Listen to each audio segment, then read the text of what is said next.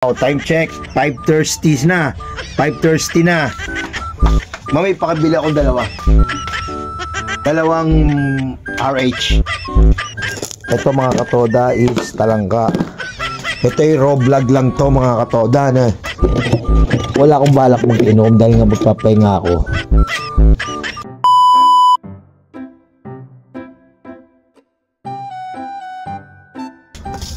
Isang mapagpalayang umaga mga katoda. Time check is 5:30. Dito ulit si Coco Moko. Dito ulit si Coco Silvestre aka Mangkolok. Oh, time check 5:30 na. 5:30 na. Paggabi na. Coding ngayon, walang ano? Mamay, pakabili ako dalawang RH. Meron ako ritong lumang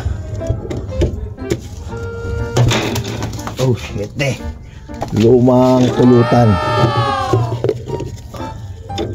Ay, hindi pala yan. Ito pala.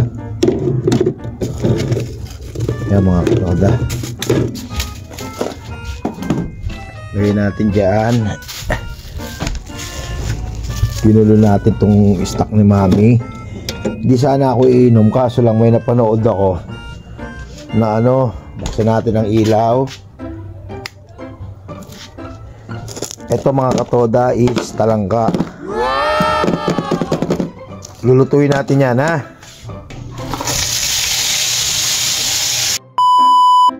Mga katoda, dalawa lang ha, 2 bottles lang dahil bakit pag nag 3 bottles ako, nasabi mo? Wala daw sa sarili ko. Lagay na natin ito sa likod. Oh my God. Ayan. Hanap tayo ng itong dirty kitchen namin. Hanap tayo ngayon ng kawali na pwedeng kasya tong ito yung kawaling ano ba niluto rito? Uy, pwede to. Lagay lang natin tong mantika sa isang lagayan. Diba? Hintayin natin si Mami. Lagay natin. Kumuha tayo ng lagayan ng mantika. Ito luma to. Ang ulam namin kanina is tortang giniling. Palagay ko pwede to. Lalagay natin to rito.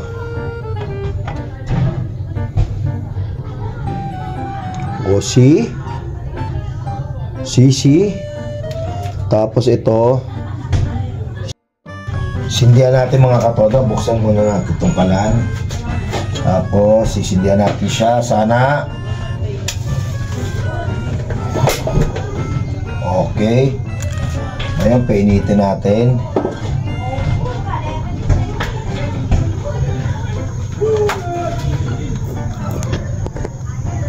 Painitin natin. Tapos painitin lang natin to. Pwede to dahil tortang,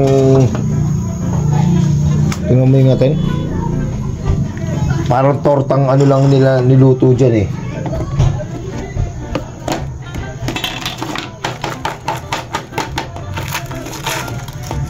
Yan, tingnan natin to.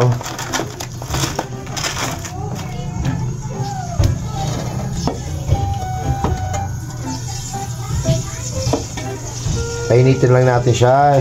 Lulutuin natin to. Lagyan kaya natin ng konting asin. Lagyan natin ng konting salt. Luto na yan. Matagal na yan. Siguro mga 1 month na yan. Balik natin itong asin dito. Alugin lang natin yan.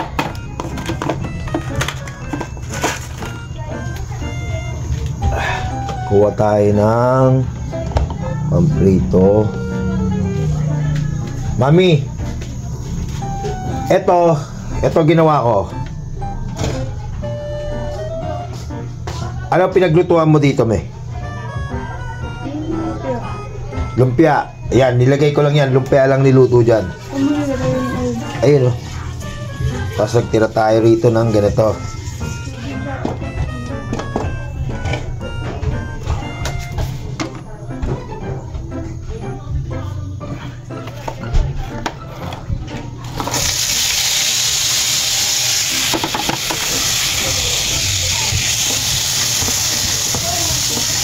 Sinangag. Sinangag na alimasag.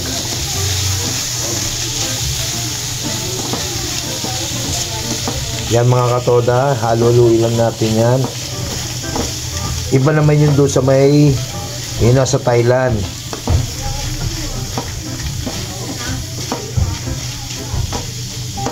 Rapsa yan.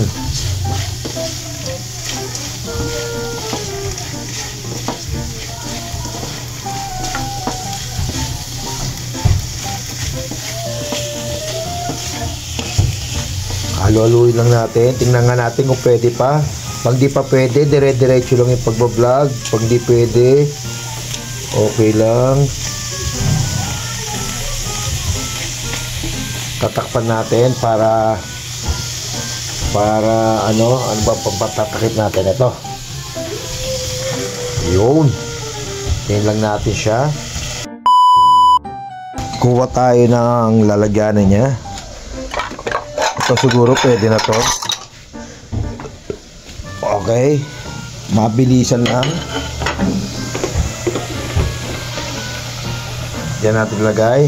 Ito, tingnan nga natin to kung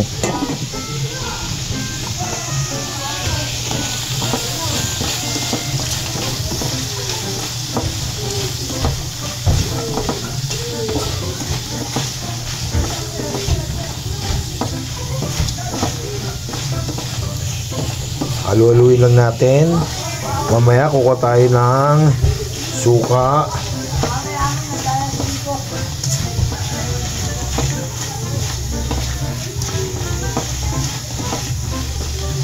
Yan. Yan mga katoda, tingnan nga natin kung pwede na yan.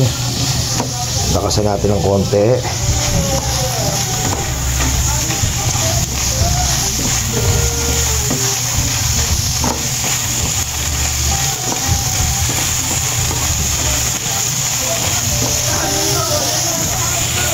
Yan. Sasali na natin. Okay. Sana pwede. Pag ito may lasa, tapon.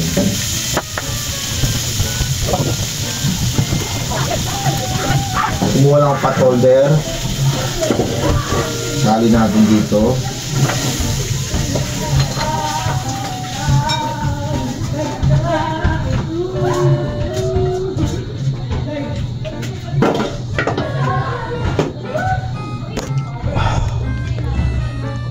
Okay. Lagyan na natin doon. Dito tayo. May ginagawa si Mami. Dito tayo sa sala natin. Lamesa. Kuha ko ng yan. Kuha tayong suka. Ito yung raw vlog lang to mga katoda. Gawa tayo ng sausawan natin. Yung malilim-lalim. Saliin na natin to. Nagkakalahati na. Galing to kay Jeffrey sa Binangonan eh. Meron kasi siyang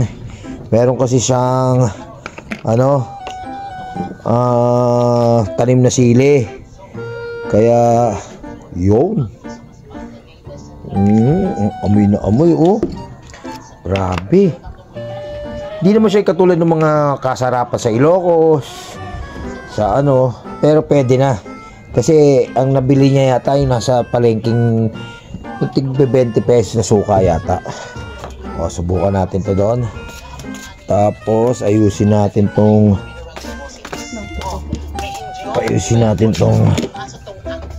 lugar natin dito.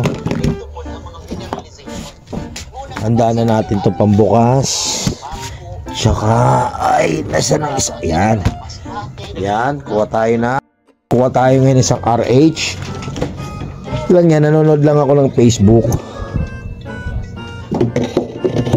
Wala akong balak mag-inom dahil nga magpapahinga ako.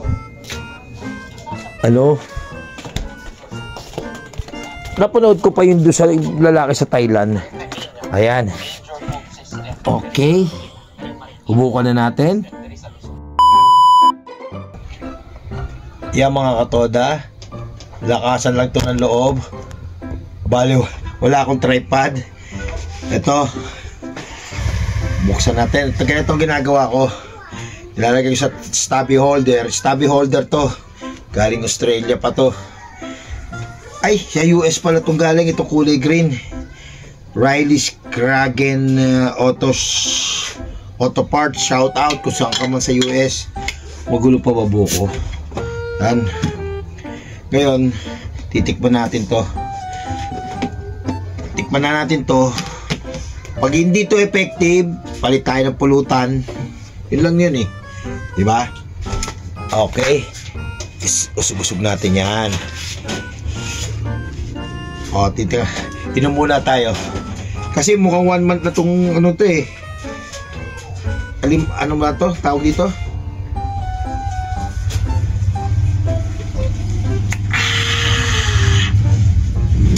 Di ba ice cold yung RH?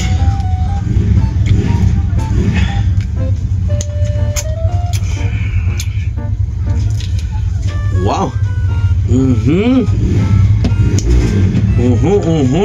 Ganito tayo kumain eh.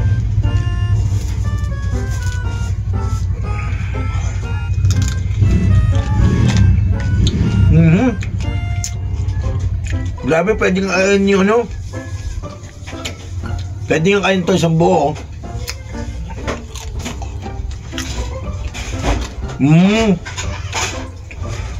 Tama si no? Nanonood lang yung teacher sa Thailand. Pwede nga. Ulit. High blood to mga katoda. Diyos ko, gulo pa buko. Kasi ngayon, walang pasok ngayon dito sa Laguna. From October 14 to 31. Kapong biyahe ko, diba alternate nga ang biyahe namin. Usually, kahapon, Lunes, biyahe, service. Kung may pasok, Tuesday, coding, pero lalabas pa rin ako ng madaling araw para mag-service sa mga bata. From 5 o'clock up to 5:40 ng gabi, may service ako. O, inom muna tayo ng isa, ha?